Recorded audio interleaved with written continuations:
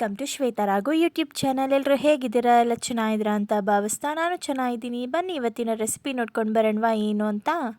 ಇವತ್ತು ನಾನು ಸಿಂಪಲ್ಲಾಗಿ ಮತ್ತು ಕ್ವಿಕ್ಕಾಗಿ ಆಗುವಂಥ ಎಗ್ ರೈಸ್ ರೆಸಿಪಿ ಮಾಡೋದು ಹೇಗೆ ಅಂತ ನೋಡ್ಕೊಂಡು ಬರೋಣ. ಇದಕ್ಕೆ ಸಾಸ್ಗಳೇನು ನಾನು ಬಳಸ್ತಿಲ್ಲ, ಹಾಗೆ ಮಾಡ್ತಿರೋ ಅಂಥದ್ದು.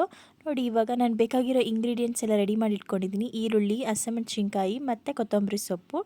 ಅನ್ನನ ನಾನು ಮಾಡಿಟ್ಕೊಂಡಿದ್ದೀನಿ, ಉದುದ್ರಾಗಿರ್ಬೇಕಲ್ವ, ಹಾಗಾಗಿ ನೋಡಿ ಇವಾಗ ಒಂದು ಪ್ಯಾನ್ ಇಟ್ಕೊಂಡು ನಾನಿವಾಗ ಅದಕ್ಕೆ ಬೇಕಾದಷ್ಟು ಅಂತ ಒಂದು 4-5 ಚಮಚದಷ್ಟು ಎಣ್ಣೆ ಹಾಕ್ಕೊಂಡು ಬಿಸಿ ಆದ ನಂತರ ನಾನಿವಾಗ ಈರುಳ್ಳಿನ ಮತ್ತು ಹಸಿಮೆಣಸಿನ್ಕಾಯಿನ ಹಾಕ್ಕೊಂಡು ಫ್ರೈ ಮಾಡ್ಕೊತಾ ಇದ್ದೀನಿ ಚೆನ್ನಾಗಿ. ಈರುಳ್ಳಿ ಎಲ್ಲ ಚೆನ್ನಾಗಿ ಫ್ರೈ ಆಗಿ ಅದೆಲ್ಲ ಸ್ವಲ್ಪ ಸಾಫ್ಟ್ ಆಗಬೇಕು, ಅಲ್ಲಿ ತನಕ ಫ್ರೈ ಮಾಡ್ಕೊಳ್ಳೋಣ. ಮಾಡ್ಕೊಂಡ ನಂತರ ನಾನೀಗ ಶುಂಠಿ ಬೆಳ್ಳುಳ್ಳಿ ಪೇಸ್ಟ್ನ ಹಾಕೋತಾ ಇದ್ದೀನಿ. ಹಾಕ್ಕೊಂಡು ಅದನ್ನು ಚೆನ್ನಾಗಿ ಫ್ರೈ ಮಾಡ್ಕೊಂಡು ನನ್ನ ಮೇಲೆ ನಾನೀಗ ಎಗ್ಸ್ ತೊಗೊಂಡಿದ್ದೀನಲ್ವ ಅದನ್ನು ಹಾಕ್ಕೊಂಡಿದ್ದೀನಿ. ಹಾಕ್ಕೊಂಡು ಈಗ ಖಾರದ ಪುಡಿ, ಒಂದು ಸ್ವಲ್ಪ ಗರಂ ಮಸಾಲ ಮತ್ತು ಉಪ್ಪನ್ನ ಹಾಕ್ಕೋತಾ ಇದ್ದೀನಿ. ಹಾಕ್ಕೊಂಡು ಎಲ್ಲ ಒಂದು ಸ್ವಲ್ಪ ಚೆನ್ನಾಗಿ ಫ್ರೈ ಮಾಡ್ಕೋತಾ ಇದ್ದೀನಿ. ಎಲ್ಲ ಒಂದು ಸ್ವಲ್ಪ ಎಗ್ಗೆಲ್ಲ ಹಾಕಿದ್ವಲ್ಲ ಅದೊಂದು ಸ್ವಲ್ಪ ಎಲ್ಲ ಇದಾಗೋ ತನಕ, ಬೇಯೋ ತನಕ ಫ್ರೈ ಮಾಡ್ಕೊತಾ ಇದ್ದೀನಿ. ಫ್ರೈ ಮಾಡ್ಕೊಂಡ್ಮೇಲೆ ನಾನಿವಾಗ ಕಂಪ್ಲೀಟಾಗಿ ಆದಮೇಲೆ ರೈಸ್ ಹಾಕೋತಾ ಇದ್ದೀನಿ.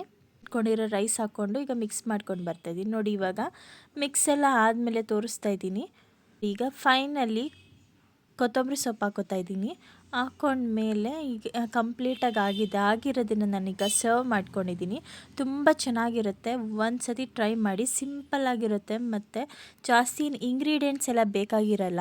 ಇನ್ನು ಜಾಸ್ತಿ ಉಳಿದಿರುತ್ತೆ ಅಂತ ಇಟ್ಕೊಳ್ಳಿ, ಆ ಟೈಮಲ್ಲಿ ಈ ಥರದ್ದು ಏನಾದರೂ ಮಾಡಿಬಿಟ್ರೆ ಬೇಗನೆ ಖಾಲಿಯಾಗಿ ಹೋಗ್ಬಿಡತ್ತೆ. ಈ ರೆಸಿಪಿ ನಿಮಗೇನಾದರೂ ಇಷ್ಟ ಆದರೆ ಲೈಕ್, ಶೇರ್, ಕಮೆಂಟ್ ಮಾಡಿ, ಸಬ್ಸ್ಕ್ರೈಬ್ ಆಗಿ. Thank you for watching.